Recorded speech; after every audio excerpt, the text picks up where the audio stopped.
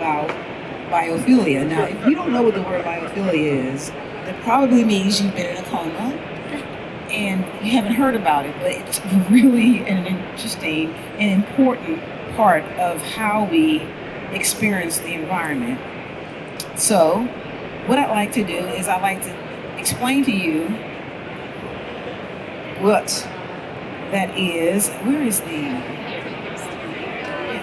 So much I can see. Perfect. So, we have this thing called biophilia, and biophilia, I'm certain you probably heard that. I was being facetious earlier, but it's the strong and instinctive urge to connect with living organisms. So what do I mean by living organisms? What do you think that means? Yeah. That means anything. It means if it's got blood pulsing through its veins, if it has photons on them, if it has gills on it, it's a living thing. So we want to understand, why do we have this connection? So you probably will go to the park if you want to feel good.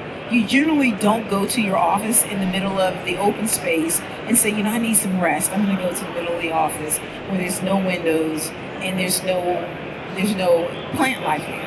So this is one of those things we connect with. Now, the next thing I want to talk about is biophobia. So, biophobia is something opposite of biophilia. Biophobia is the love and the connection that you have to be with living organisms.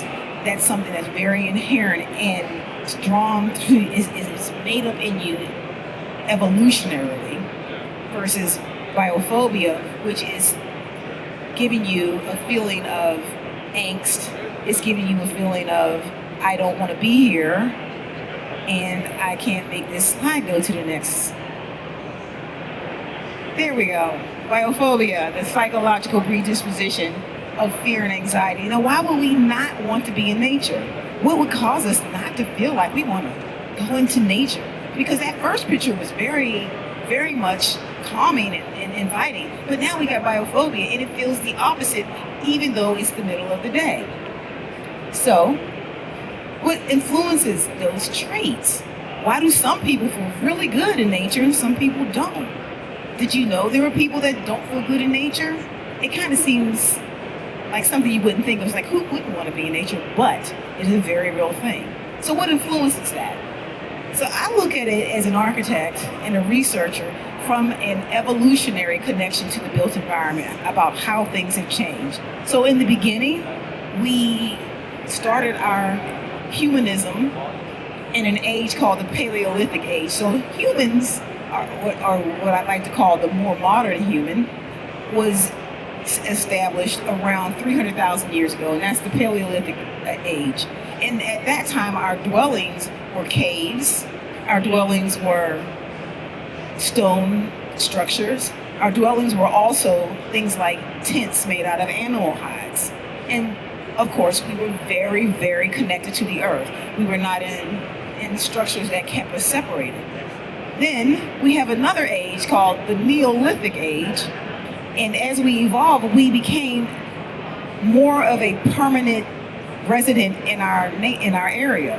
So that meant we were building things that were stuck to the ground. They were fixed structures, and they were made out of maybe mud and some timber and other things like that. Because at this time in the Neolithic age, we were using agriculture. We were growing plants, we were staying fixed, we were developing communities, we were doing things that kept us in one place.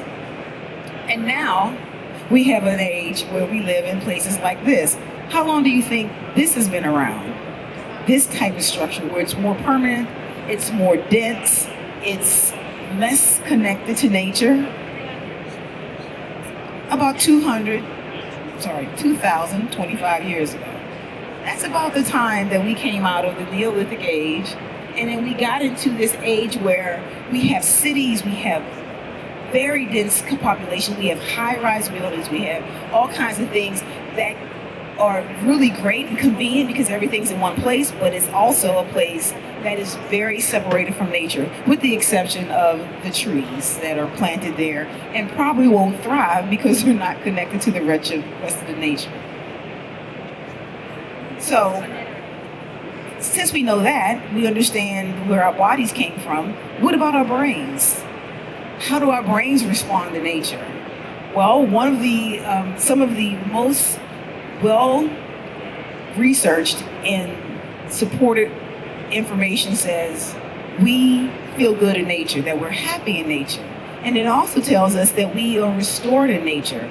And those reports or these studies come from people like Kaplan and Kaplan, Ulrich, and also Keller, and of course, and Cabrizi, and all those great folks.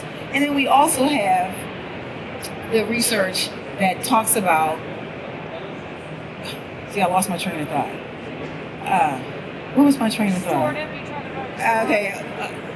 Okay. So basically, the research is out there that supports it. So, what is going on in our brain? So, what I'm going to do is I'm going to tell you some basic information about the brain. I'm not going to get deep.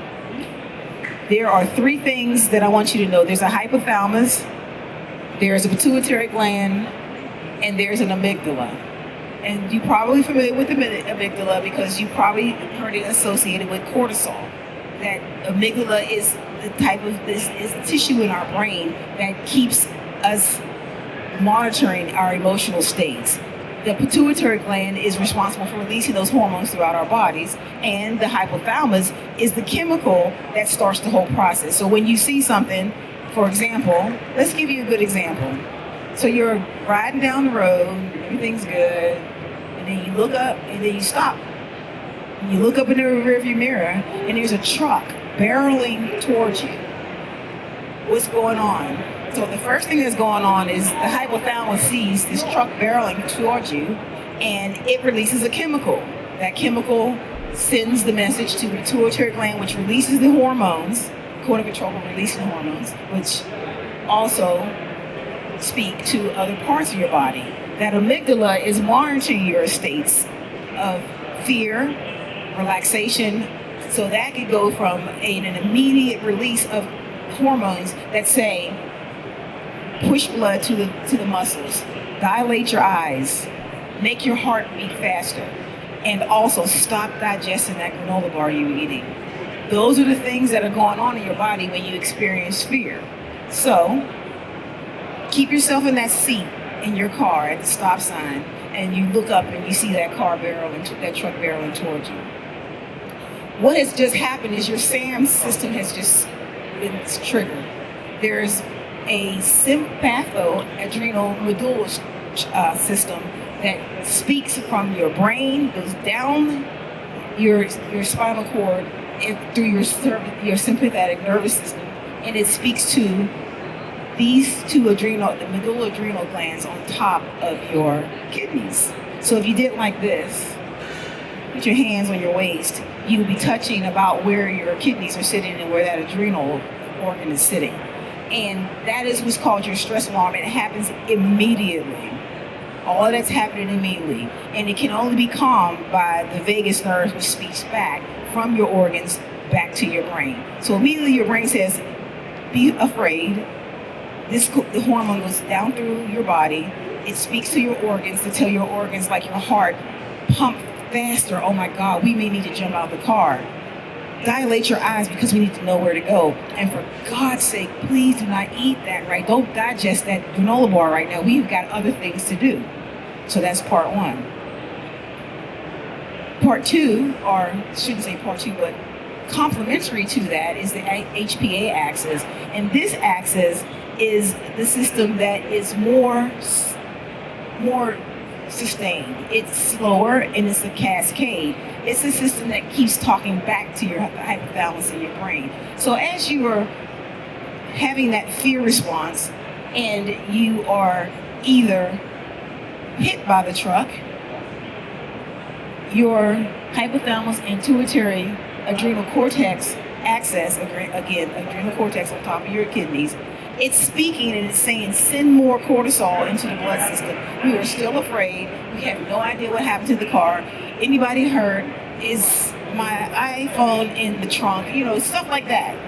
Information that all kinds of things are going on. So as you're going through these experiences and emotions, it's speaking back to your brain, and it's going in a more sustained system.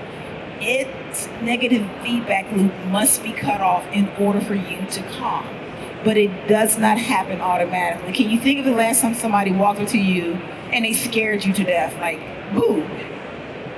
Your adrenal gland has sent out that cortisol from the emotional response, and it takes a little while for you to calm down because you want to slap the person, because it's like, why would you do that?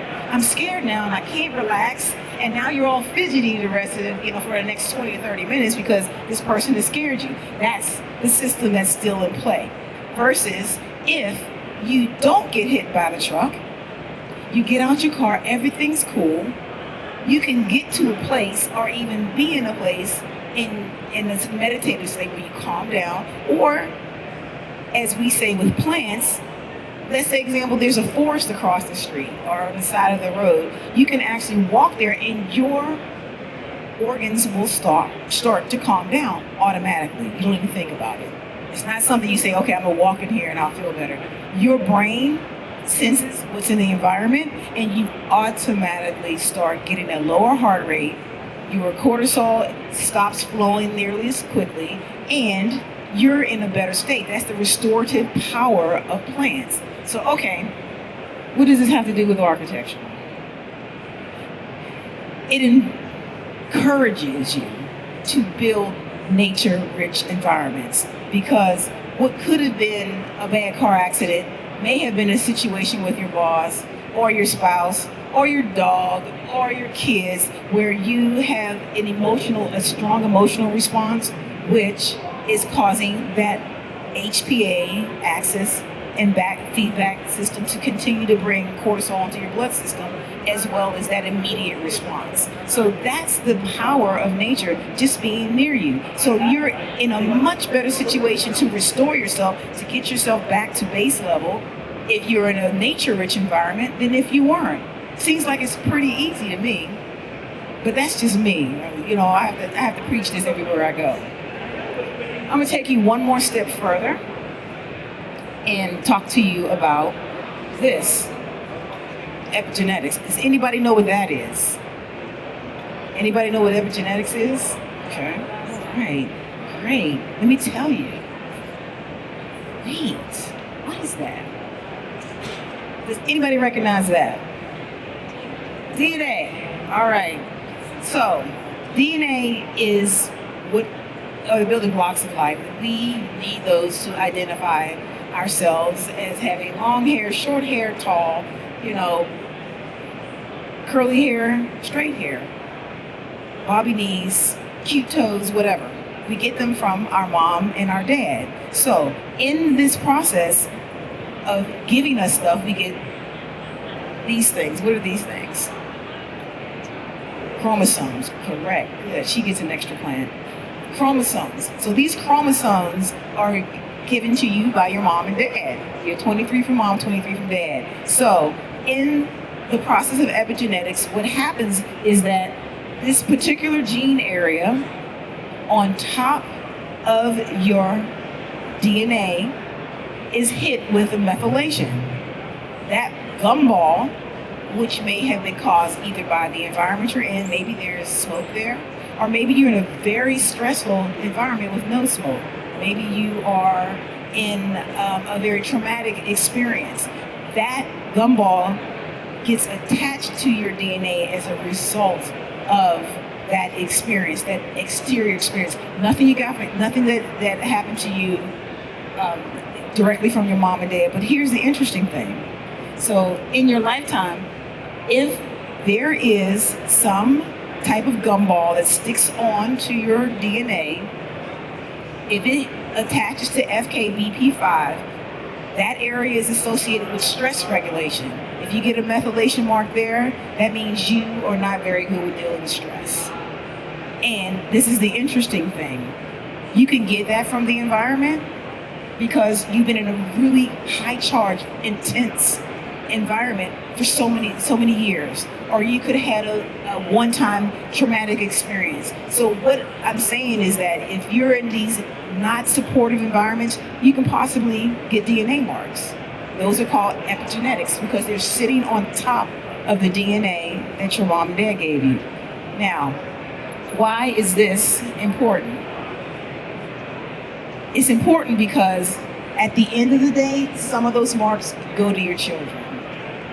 And if you tell me I'm not having kids, okay, then let's just think about you. Let's think about your health and the longevity of your health. Because stress is the basis for so much infirmity. It's the basis for, I could go on and on, but you know the story. Stress is the base for a lot of problems. You can do one or two things, or you can do both things. You can take care of your health and make sure you're not in high stress environments and know what you need to do to restore your body, which is these type of things sitting around us. And then you can also think about how your marks might be transposed to your children, because you'll get 23 from mom and 23 from dad, and you always want to make sure that your children are starting life with the very best marks. Now, it's not all doom and gloom, all right? I see everybody like this bad, sad faces out here. I want to fix that. I want to tell you that those methylations can be caused because of environmental influences, stress responses, neuroplasticity variations can happen, and immune reformations may happen. These are the kind of things that are happening in your body as a result of the environment you're in. And I'm sticking strictly to environments. We also know there's a social impact. We also know there's the air quality, etc. But I'm talking about specifically environments, things that you can design into your projects. And as a result, your next generation may have inherited stress response. They may have inborn learning capacities, either good or bad, or they may have predispositions to health problems. And I'll be honest with you, I've gotten things from my parents. My parents got something from their parents. You've got something from your parents. It may not be good. So we always want to think about what we can do to make our health better right now, today, as well as in the future. And the good thing is that DNA methylations can potentially be reversed. And guess how they get reversed? Biophilia. Oh my goodness, plants are awesome. Woo! And why are they awesome? Because we spent a lot of time, like 288,000 years, this close to plants. And now all of a sudden we're in buildings, we're in air-conditioned spaces. Not that I don't like air conditioning, don't get me wrong. But I also like to be in nature. I also understand the power of nature to reverse what's bad in me and improve what's good in me, okay? Now, what does that mean? The biophilia has transgenerational psychological impacts, physiological impacts, as well as cognitive impacts. It's all of that for the next generation.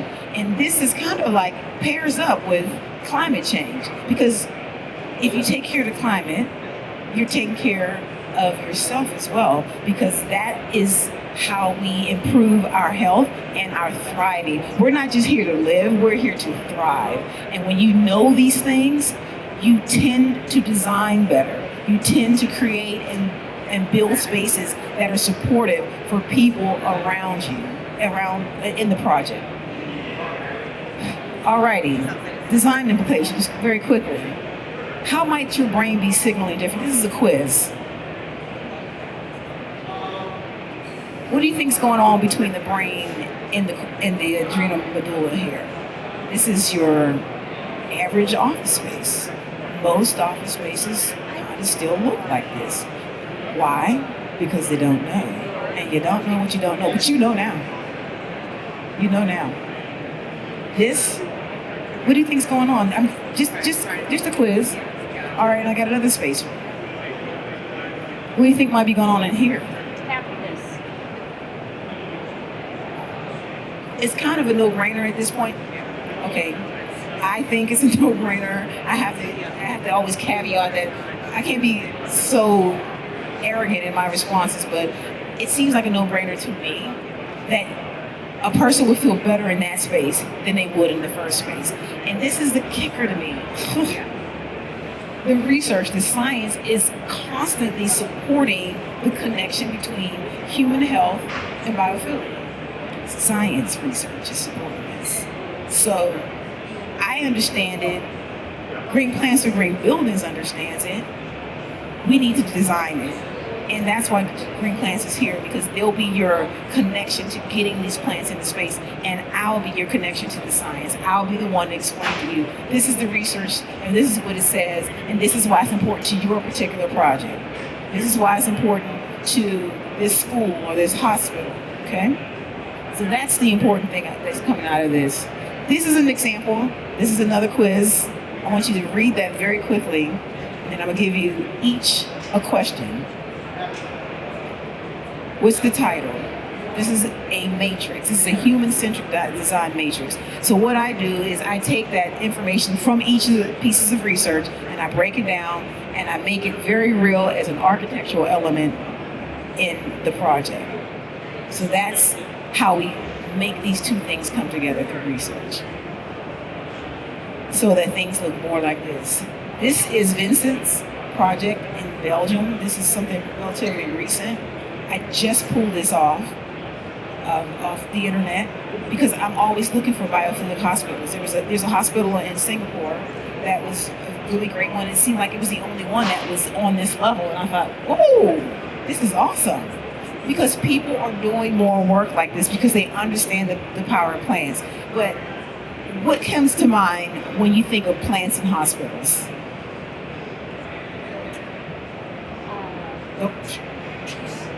What do you think of? Oh, no, well, what do you think? Okay, I'm gonna ask you this question. What is the negative thing you think of when you see plants in hospitals? Like this, when you see all those plants in a hospital, what do you think? Insects, exactly, insects. So we got to dispel that. We got to get rid of that whole thing, because when you have the right companies putting plants in and using them in the proper places, you don't have that problem, and it benefits the patient as well as the caretaker, who's the doctor or the nurse or the anesthesiologist, whoever's working there, because everyone benefits from this. So with that, I just wanted to give you this goofy picture of all my average people that I think, and I think the potential impact of and widespread implementation of biophilia makes happy people. And that will close out my presentation. Thank you so much. Does anybody have any questions? I want to thank Dr. Green.